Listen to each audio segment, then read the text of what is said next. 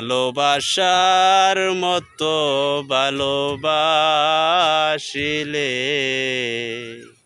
তারে কি গো বলা যায়।